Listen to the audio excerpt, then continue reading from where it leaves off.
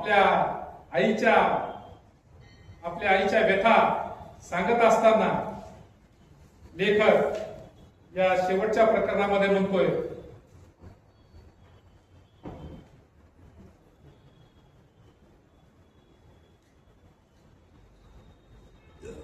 माझ्या आईच्या वाट्याला फक्त आणि फक्त संघर्ष आलेला आहे. वयाच्या 10व्या वर्षी तिचा बालविवाह झाला. पहिला नवरा वाढल्यानंतर अकाली वैधव्य आलं आणि त्यातून भोगाव्या लागलेल्या वेदना सहन करूनही तिनं स्वतःला कसंबसं सावरलं. त्यानंतर तिच्याच आजोबानं मोतूर लावून दिलेल्या दुसऱ्या लग्नाचं सुख सुद्धा 20 वर्षात हिरावून घेतलं आणि अर्ध्यावर पडलेला संसार कणखर हाताने तोडून धरला. त्यातही सख्या चुलत दीर मुळावर उठल्यानं सोन्यासारखा संसार आणि पोटच्या लेकरापासून नाईलाजानं तिला दूर व्हावं लागलं. तोही विरह पचवून ती पुन्हा डोंगरासारखी उभी राहिली. त्यानंतर तिच्या आयुष्यात माझ्या बापाच्या रूपाने एक चांगला माणूस आला होता. त्याच्या प्रेमाचा मायेचा शिडकावा सुकायच्या आतच तोही अर्धा डाव सोडून निघून गेला. तरी सुद्धा त्याचाही विरह सहन करून तिनं माझ्याकडे पाहून पुन्हा एकदा कंबर कसून स्वतःला बैलासारखं नांगराला झुंपून कष्टानं स्वतःचं नशीब नांगरायला सुरुवात केली होती. उतार वयात सुद्धा तिच्या आयुष्याची परवड संपतच नव्हती. एक भाकर 3 चुली. ही जी भाकर आहे, पारूच्या जीवनातील ह्या 3 चुली आहेत. तिन्ही चुलीवर पारूच्या जीवनाची भाकर पूर्णपणे भाजलीच नाही. परवड, यातना, दुःख, त्रास, वेदना हे सगळं सहन करता करता ती जगत राहिली. 40 वर्षापूर्वी आमच्या समाजामध्ये स्त्रियांची व्यथा जी होती, आजही चित्रण फारसं बदललेलं नाही. गुरुजीशी मगाशी आम्ही चर्चा करत असताना म्हटलं, फक्त वेळ बदलली, काळ बदललेला आहे, परिस्थिती बदललेली आहे, परंतु आमच्या समाजाचा, पितृसत्ताक या मनुवादी समाजाचा आजही स्त्रियांकडे पाहणारा दृष्टिकोन बदललेला नाही. स्त्री शूद्रांमध्ये शूद्र आहे. बाबासाहेब आंबेडकर म्हणतात, स्त्री चाहे किसी भी वर्ण की हो, वह दलितों में दलित है. दलित स्त्रियांचं तर वेगळं. दोहरा अभिशाप एक आत्मकथा आम्ही चर्चा करत असताना बोलतो. स्त्रियांच्या जीवनामध्ये दलितत्वच आहे. या व्यवस्थेनं तिला नेहमीच दुय्यम पायातील वाहन समजलेलं आहे. आणि आज आम्ही पाहतोय, आज स्त्री विमर्श जो आम्ही पाहतोय, फेमिनिझम जो आम्ही शिकवतो वर्गामध्ये, तस्लिमा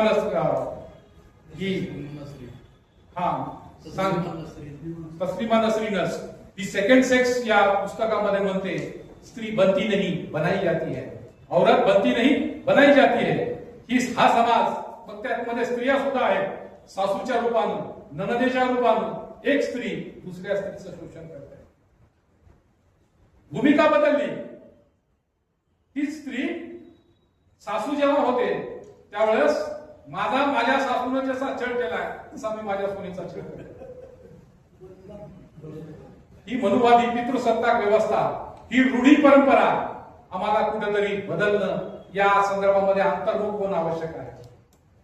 आणि जर आम्ही या आजच्या संवादाच्या माध्यमातून थोडासा जरी अंतर्मुख होऊन विचार केला तर निश्चितच, कारण 50% असलेल्या या महिला वर्गाला न्याय देणं, इनबॅलेन्स समाज जो आमचा आहे, आमची व्यवस्था सांगते, विद्वान लोक सांगतात, स्त्री आणि पुरुष रथाचे 2 चाक आहेत.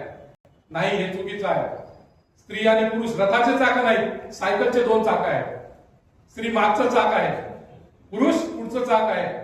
मागच्या चाकावर ओझं आहे संसाराचं, सगळ्या जबाबदारीचं. पुढच्या चाकाला फक्त हँडल आहे. तो जिकडे घेऊन जाईल तिकडे मागचं चाक आपोआप जातं. आम्ही तिला सांगतोय, तू 7 जन्म काय कर, फेऱ्या मार. किती नालायक असला तरी त्याच्यासाठी आयुष्य मार. पण कधीही या स्त्रीनं स्वतःसाठी विचार केलेला नाही. स्वतःचं सुख, स्वतःची यातना, माझं सुख कशात आहे, मला माझ्यासाठी जगायचं आहे, हे ज्या दिवशी विचार स्त्री करेल त्या दिवशी खऱ्या अर्थानं महात्मा फुले, सावित्रीबाई फुले यांनी सांगितलेल्या विचाराचं आम्ही पालन केलं असं हे करू. या प्रकरणाच्या माध्यमातून लेखक म्हणतोय हे सगळे अनर्थ एक अविद्येने केलेले आहे, अज्ञानाने केलेले आहे.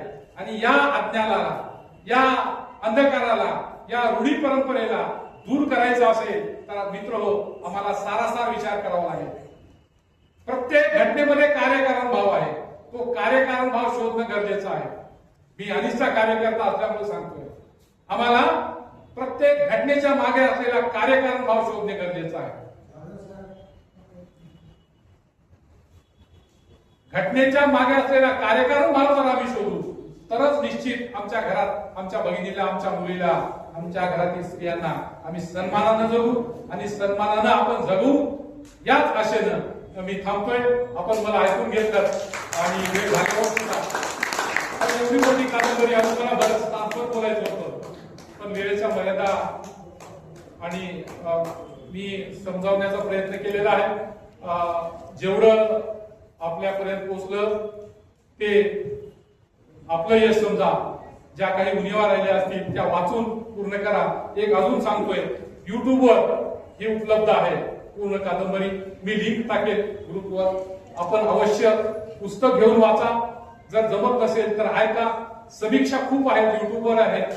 लेखकाशी बोला, कारण लेखकही बोलत असताना सांगितलं सर हजारो फोन येतात, लोक रडतायत. आणि या कादंबरीमुळे, ही कादंबरी वाचल्यामुळं अनेक महिलांनी आत्महत्या करणाऱ्या, डोक्यात विचार आलेल्या अनेक महिलांनी आत्महत्या करण्याचा विचार टाळलेला आहे. हे या लेखकाचं आणि या कादंबरीचं यश आहे. पुस्तक आम्ही वाचतो कशासाठी? पुस्तक आमच्या सोबती आहे. पुस्तकाच्या माध्यमातून काहीतरी आम्हाला उपदेश मिळणार आहे. आणि लेखक सांगतात की IT झालेली, इंजिनियर झालेली, तिच्या हातून नकळत चूक झाली आणि मग तिला ही कादंबरी मिळाली. तिच्या डोक्यातून आत्महत्येचा विचार निघून गेला. एक दुसरं उदाहरण एका मिनिटात सांगतो.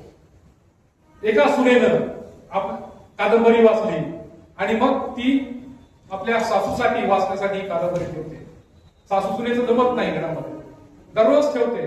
2 दिवस झाले, 3 दिवस झाले, 4 दिवस झाले, ती ठेवते. सासू दुसऱ्या कमऱ्यामध्ये जाते, अजून तिच्या जवळ नेऊन ठेवते, अजून तिच्या जवळ नेऊन ठेवते. जिकडे जाईल तिकडे पुस्तक ठेवते.